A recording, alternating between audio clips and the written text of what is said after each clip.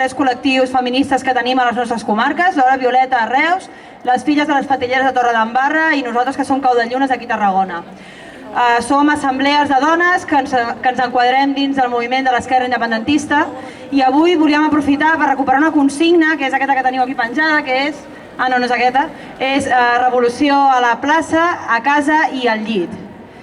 I nosaltres el que volem és encomanar a totes les dones a que prenguin protagonisme des d'avui mateix en aquests tres àmbits de lluita, tant a la plaça com a la casa com al llit. Per què diem revolució a la plaça? Doncs la raó està més que clara.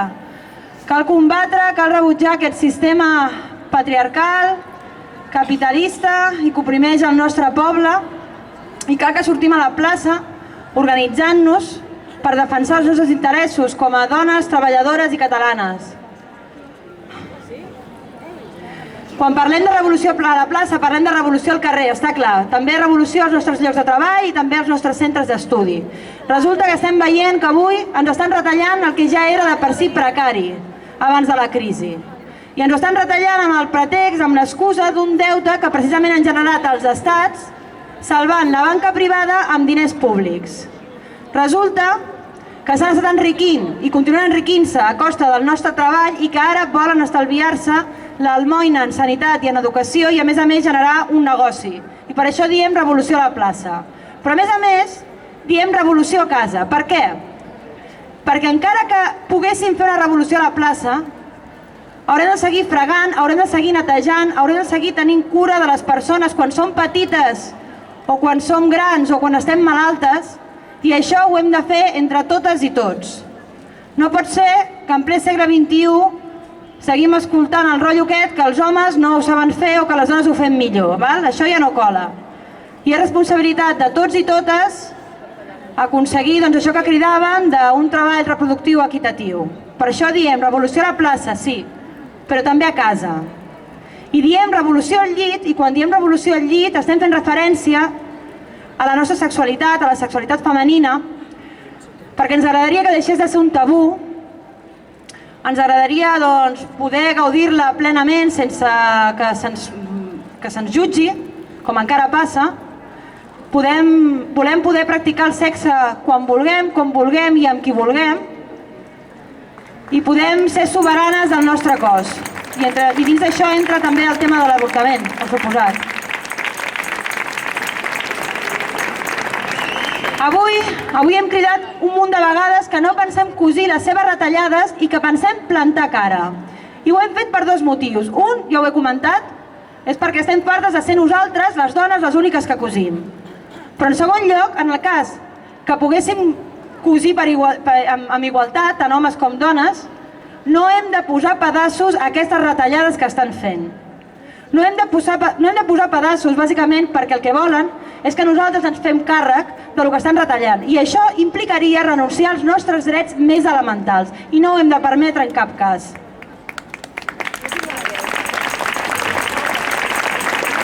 Per això ho hem de dir al carrer, ho hem de dir amb fets, no amb converses de bar en les que diem que tot està fatal i que ens recreem dient malament que està tot. Ho hem de dir sortint al carrer i fins i tot implicant-nos amb un pas més enllà del que és anar a una manifestació, que està bé, però no és suficient. Afortunadament avui ens trobem diverses persones, diversos col·lectius que estem lluitant dia a dia. Fa falta que totes aquelles persones que encara no estan participant d'aquesta lluita diària ho facin, perquè és que si no, no aconseguirem canviar res, ni aturar tot el que ens està caient a sobre. I a més, les dones, amb això ens hem de posar les piles especialment, perquè històricament en les organitzacions polítiques hem tingut un paper subsidiari i cal fer sentir la nostra veu, cal que aportem la nostra experiència i cal la nostra participació activa en la construcció d'aquest poder popular que serà l'únic que podrà fer front a totes aquestes retallades i a aquests abusos insultants que estem patint dia rere dia. I per últim,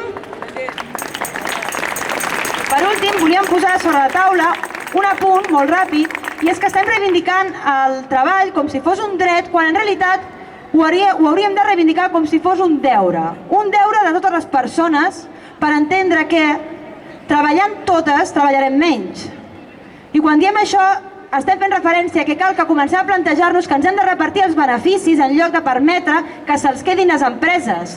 Perquè resulta que quan les coses van malament ho hem de pagar amb diners públics i mentre han anat bé, què? Aleshores, nosaltres el que plantegem és molt clar. Nacionalitzem la banca, enfortim els serveis públics i comencem a reduir les jornades de treball. Comencem a reduir les jornades de treball i comencem a gaudir de la vida, que només en tenim una i ens estan robant. Ens estan robant quan ens obliguen a fer hores extres o quan ens obliguen a treballar una jornada de 8 hores com si fos una cosa normal quan es va assolir fa 100 anys la jornada laboral de 8 hores. I ens estan robant la vida també quan no podem entrar dins de la roda de l'explotació laboral i hem de malviure per arribar a final de mes. El nostre objectiu ha d'estar molt clar, aconseguir un repartiment equitatiu de tots els treballs, el de dins i fora de la casa, i aconseguir un repartiment de la riquesa que generem nosaltres, no les empreses, nosaltres generem aquesta riquesa. I hem de tenir molt clar una cosa, els sistemes de poder no han regalat mai res ni ho faran ara.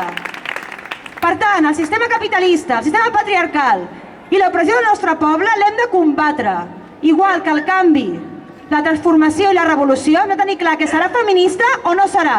Gràcies.